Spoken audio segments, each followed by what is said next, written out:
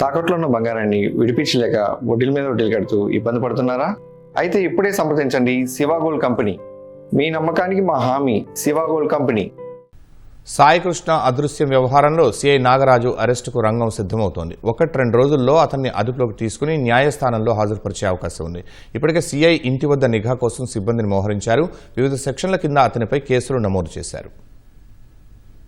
విజయవాడకు చెందిన సాయికృష్ణ అదృశ్యం కేసులో 2 రోజుల నుంచి దర్యాప్తు ముమ్మరంగా జరుగుతోంది. టాస్క్ ఫోర్స్, కృష్ణలంక స్టేషన్ సిబ్బందిని దర్యాప్తు బృందాలు విచారిస్తున్నాయి. వీరి నుంచి స్టేట్మెంట్ల రూపంలో కీలక వివరాలు రాబడుతున్నట్లు సమాచారం. సాయికృష్ణ శవాన్ని శ్మశాన వాటికలో దహనం చేశారని అతని తల్లి ఆరోపించిన నేపథ్యంలో అక్కడ విచారణ చేశారు. పటమట సీఐ పవన్ కిషోర్ కృష్ణలంకలోని స్వర్గపురిలో విద్యుత్, కట్టెల దహన వాటికల పరిసరాలను పరిశీలించారు. తర్వాత ఆఫీసు రూమ్ కు వెళ్లి కంప్యూటర్లో ఆయా తేదీల్లో దహనం చేసిన మృతదేహాల వివరాలను పరిశీలించారు. శవాల దహనం విషయంలో అనుసరిస్తున్న ప్రక్రియ గురించి సిబ్బందిని అడిగి తెలుసుకున్నారు. మృతదేహాల వివరాలు నమోదు చేసిన పుస్తకాన్ని పరిశీలించారు. ఆపరేటర్ భాష, కాటికాపరి శివ మొబైళ్లను స్వాధీనం చేసుకుని విచారణ నిమిత్తం తీసుకెళ్లారు. గత నెల 23 నుంచి 26 వరకు అంత్యక్రియలు జరిగిన అనాథ శవాల వివరాలను తీసుకున్నారు. మే 23న రాత్రి 8 గంటల సమయంలో 45-50 ఏళ్ల వయసున్న 2 అనాథ మృతదేహాలను పోలీసులు స్వర్గపురికి తెచ్చినట్లు సిబ్బంది తెలిపారు.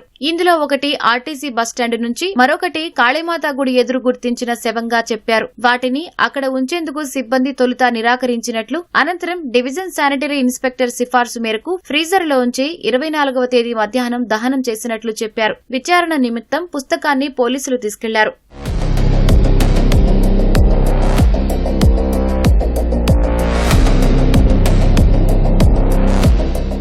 ఏసీపీ దైవప్రసాద్ నేతృత్వంలోని దర్యాప్తు బృందం 2వ రోజు కృష్ణలంక స్టేషన్ కు పలువురిని పిలిపించి విచారించి వారి స్టేట్మెంట్లు నమోదు చేశారు.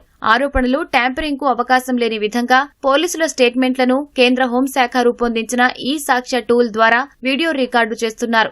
ఈ వీడియోలో టైం స్టాంపులు, ఈ సిగ్నేచర్లు, విశిష్ట హ్యాష్ వాల్యూస్ నమోదవుతాయి. మార్కాపురం నుంచి సాయికృష్ణను తెచ్చారన్న ఆరోపణలతో 3 టాస్క్ ఫోర్స్, 1 కృష్ణలంక కానిస్టేబుల్ తో కూడిన బృందాన్ని శనివారం మరోసారి పిలిపించి విచారించారు. టాస్క్ ఫోర్స్ ఏడీసీపీ లతాకుమారిని విచారించారు. ఎవరి ఆదేశాలతో సాయికృష్ణను తెచ్చేందుకు సిబ్బందిని పంపించారని అడిగారు. వీరితో పాటు ఆ స్టేషన్ కు చెందిన crime head constable, section incharge, సెంట్రీలను ప్రశ్నించారు. దాదాపు 12 మంది నుంచి వివరాలు తీసుకుని వాంగ్మూలాలను రికార్డు చేశారు. మహిళా ఏసీబీ బృందంతో పాటు అన్ని కోణాల్లో దర్యాప్తు కోసం మరో 4 బృందాలను నియమించారు. వీరికి తలా ఒక అంశాన్ని కేటాయించారు. బస్టాండ్లోని ప్లాట్ఫారాలపై అనాథ శవాల గురించి విచారించారు. సీసీ కెమెరాల్లోని దృశ్యాలను పరిశీలించారు. ఈ బృందాలు ఆధారాల కోసం అన్ని అంశాలను క్షుణ్ణంగా పరిశీలిస్తున్నాయి.